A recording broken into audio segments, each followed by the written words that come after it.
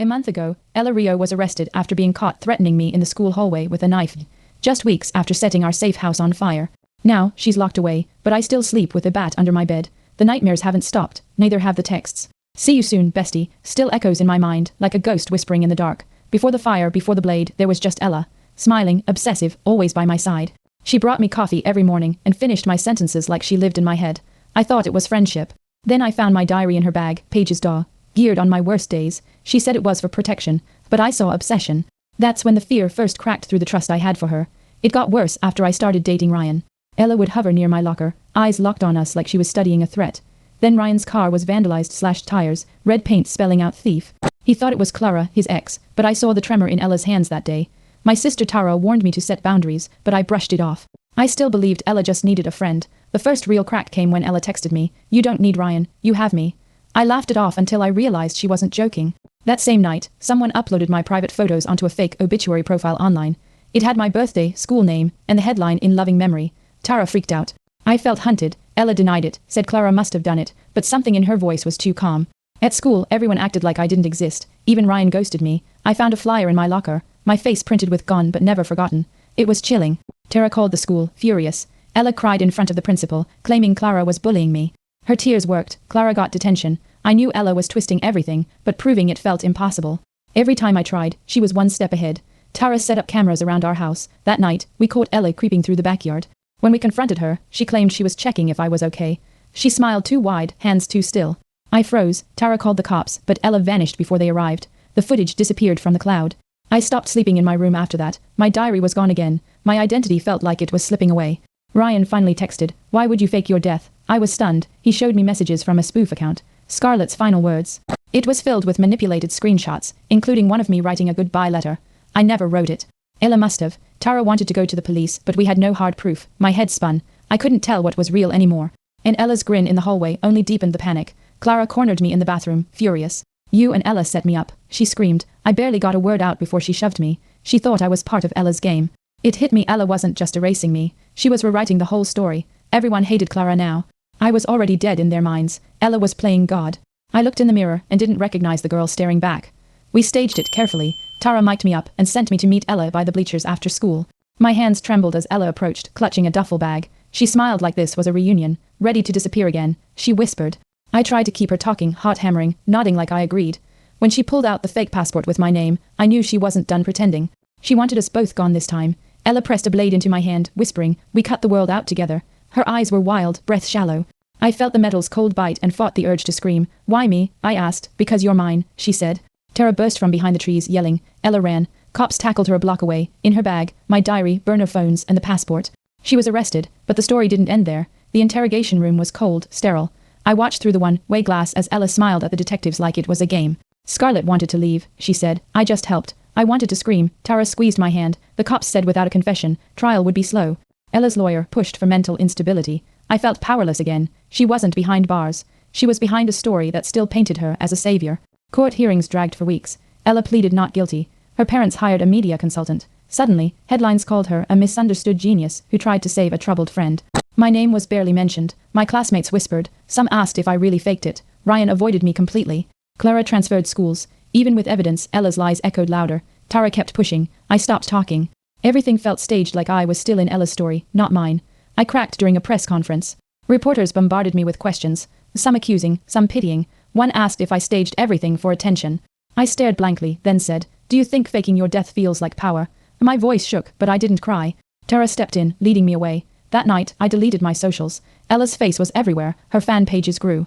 I felt erased again, this time by the world that should have protected me. Tara pulled me aside the next morning with a package. No return address. Inside was my original diary burned at the edges, reeking of smoke. A note slipped out, "Don't forget who you are, E." My breath caught. The police said it was likely mailed before Ella's arrest, but I felt watched. My story wasn't over. Tara held me tight, whispering, "You're not alone." That night, I locked every window and kept the bat closer.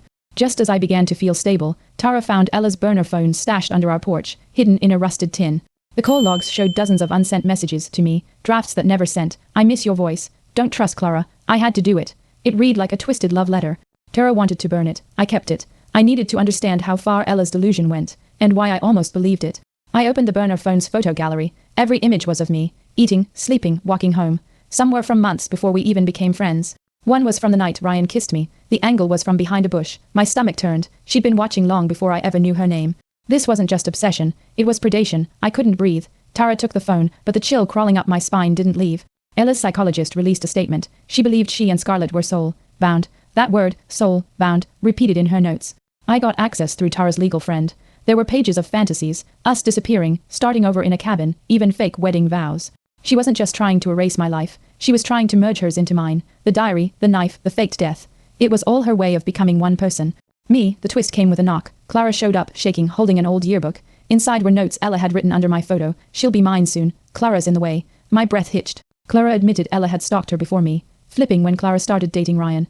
Ella had tried to erase Clara, just like she tried to erase me. It wasn't about friendship, it was ownership. We were both just pieces in her narrative. I returned to therapy.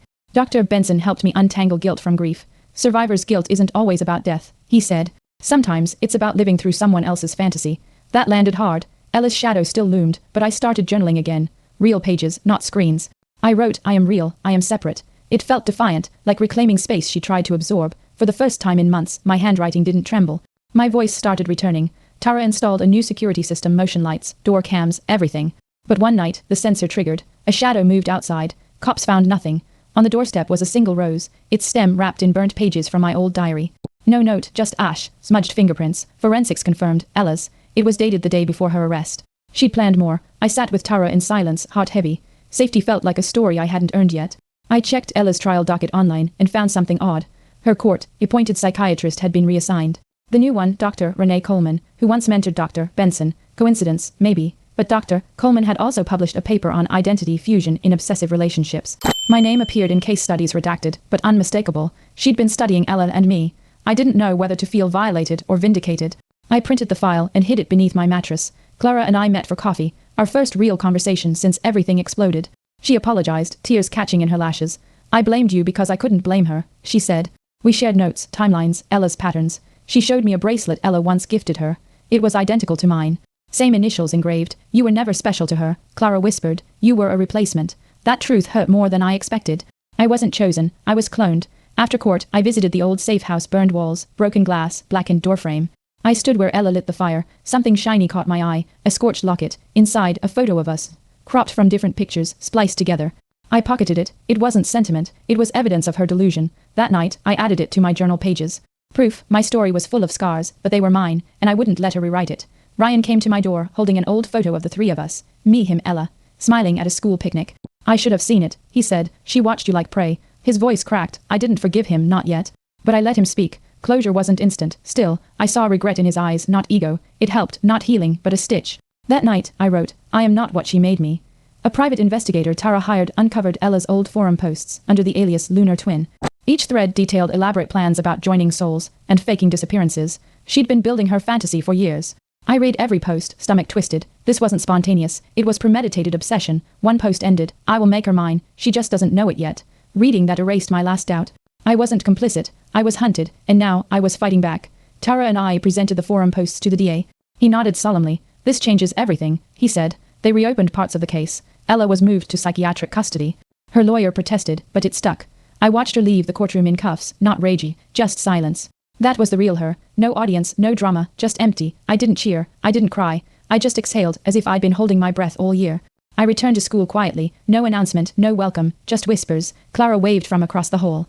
That was enough. In English class, we discussed identity in literature. I raised my hand, for the first time in months, and said, sometimes your story gets hijacked, but you can take it back. The teacher nodded. I saw a girl in the front row smile faintly. Maybe she understood. Maybe someone else had a story hijacked too. I wasn't alone. During a school assembly, the principal addressed cyber safety. He didn't mention me or Ella, but I saw the subtle glance toward my seat. I felt exposed but also acknowledged. Afterwards, a freshman slipped me a note. Thanks for surviving. Simple, raw. I kept it tucked in my journal. That day, I realized survival wasn't silent. It echoed, in small notes, soft glances, steady steps. Ella tried to erase me, but my presence was louder now. The school counselor invited me to speak at a support group. I hesitated, then I said yes. I told my story, not the headlines, but the fear, the confusion, the fragments of self I'm still piecing together. One girl cried, another held my hand after. I didn't fix anyone, that wasn't the goal, I just spoke. Honestly, that night, I slept without the bat beside my bed. First time in a year, that silence felt earned. Ella's sentencing came quietly. No reporters, no spectacle. Just a gavel strike. institutionalized for psychiatric treatment, indefinitely. Tara squeezed my shoulder. I didn't watch Ella leave, I didn't need to. Justice didn't feel like victory. It felt like breath. Later, I walked past our old bench by the library, the one where Ella first called me her twin flame.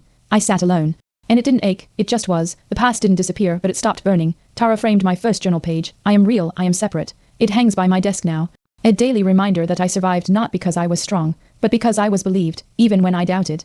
Even when Ella tried to erase me. It wasn't the story I wanted, but it's mine. That's what matters. I lit a candle by the window that night, not for mourning, for presence, for every girl still finding her way. The last thing I did before summer break was sign up for a creative writing class, not to write about Ella, but to write about anything else. To create, not just survive. My first story wasn't about trauma. It was about two sisters rebuilding a treehouse.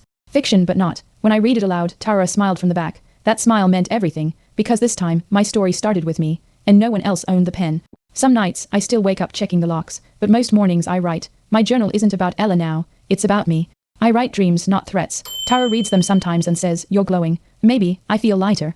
Less haunted, not healed but healing. My name is mine again. My breath is steady, and for once, silence feels like peace. Clara and I sometimes talk about what Ella did not to dwell, but to remind ourselves it was real. Acknowledging pain doesn't mean holding on to it. It means owning it. We aren't her victims, we're survivors who rebuilt from scorched pages. When Clara said, "I'm proud of you," I finally believed I could be proud of myself too. That's a kind of freedom I never expected. I visited the campus counselor on my own, not because I broke, but because I wanted to grow. "What do you want now?" she asked. "To stop surviving and start living." I said. She smiled. That session I made a list. Travel, write, reconnect. Small goals, real ones. My life was no longer about escaping Ella. It was about becoming Scarlet again. Fully, freely, finally. Ella remains institutionalized. No visitors, no letters, just silence. Tara and I walk past her old house, sometimes boarded windows, weeds tall. It's a haunted place, but we don't flinch. She took so much, but not everything. My laughter still echoes louder than her name. That's not revenge, that's recovery, and I earned it. This fall, I'm publishing my first essay, rewriting the narrative. It's not about Ella, it's about me. About power, identity, and the right to be more than a footnote in someone else's obsession. My name is on every page. Bold, unapologetic. I didn't just survive. I became the author of my life.